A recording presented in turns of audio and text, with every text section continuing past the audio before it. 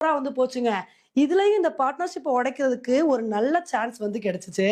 ஆனா பிலிப் வந்து சூரியகுமார் யாதவோட கேட்ச மிஸ் பண்ணிட்டாருங்க. அதுக்கப்புறம் இவங்க 2 பேரும் எங்களோட பார்ட்னர்ஷிப்ப உடைக்கவே முடியாது அப்படின்னு சொல்லிட்டு சூப்பரான இன்னிங்ஸ் வந்து குடுத்தாங்க. 10 ஓவர்ல இந்தியா வந்து 90 ரன்னுக்கு மேல எடுத்து நல்ல ஒரு இன்னிங்ஸ் வந்து குடுத்துட்டு இருந்தாங்க. அப்படியே அவங்களோட இன்னிங்ஸ் கன்டின்யூ ஆக நினைக்கும்போது, அப்பதான் திரும்ப மழை விழுந்துருச்சு.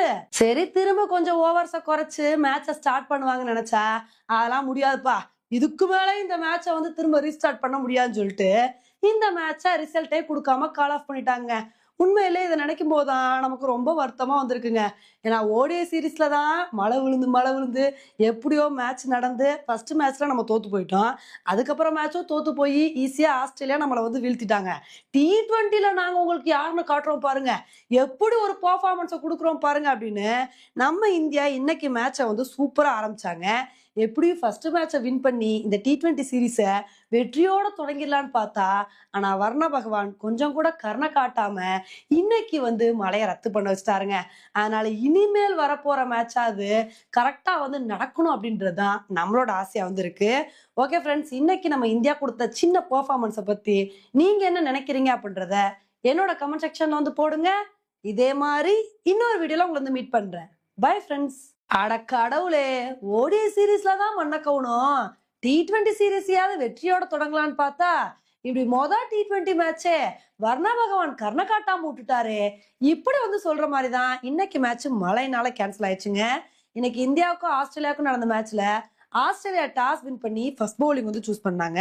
வழக்கம் போல அபிஷேக் சர்மா, சுப்மன் கில் இவங்களோட பார்ட்னர்ஷிப் கொஞ்ச நேரம் வந்து கன்டின்யூ ஆச்சுங்க.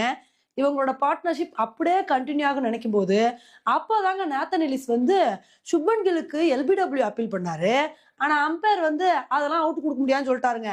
அம்பையர் அவுட் கொடுக்கலன்னா என்ன, நாங்க ரிவ்யூ எடுத்து கூட கில்லோட விக்கெட் எடுப்போம் அப்படின்னு சொல்லிட்டு ரிவ்யூ எல்லாம் எடுத்தாங்க. ஆனா ரிவ்யூ எடுத்து செக் பண்ணும்போது என்ன ஆயிடுச்சு அப்படின்னா, அம்பையர்ஸ் கால் வந்துருச்சு. சரி கில்லு தப்பிச்சிட்டாரு அப்படின்னு சொல்லி அவர் அடுத்து 4 எல்லாம் அடிச்சு அசத்தினாருங்க. கில்லு தப்பிச்சிட்டாரு அப்படின்னு சொல்லிட்டு சந்தோஷப்படுறதுக்குள்ள அதே ஓவர்ல அபிஷேக் சர்மா டிம் டேவிடுக்கு கேட்ச் கொடுத்து அவுட் ஆயிட்டாருங்க. அதுக்கப்புறம் 5 ஓவர் தாங்க மேட்ச் நடந்துச்சு. மழை வர ஆரம்பிச்சிருச்சு. மழை வந்ததுக்கு அப்புறம் கொஞ்ச நேரம் வந்து மேட்ச் வந்து ஸ்டாப் ஆச்சுங்க. திரும்ப வந்து மேட்ச் வந்து கண்டினியூ ஆச்சு. ஆனா மேட்ச் கண்டினியூ ஆனா கூட ஃபுல் ஓவர்லாம் மேட்ச் நடக்காதுப்பா. 18 ஓவர் மட்டும்தான் மேட்ச் நடக்கும் அப்படின்னு சொல்லிட்டு 18 ஓவரா மேட்சை வந்து குறைச்சாங்க. சரி 18 ஓவராவது மேட்ச் நடக்கும் அப்படின்னு தான் நம்ம வந்து ஆர்வமா வந்து பார்த்தோம். சுப்மன் கில், சூரியகுமார் யாதவ் இவங்க 2 பேரோட பார்ட்னர்ஷிப் ரொம்ப சூப்பர்.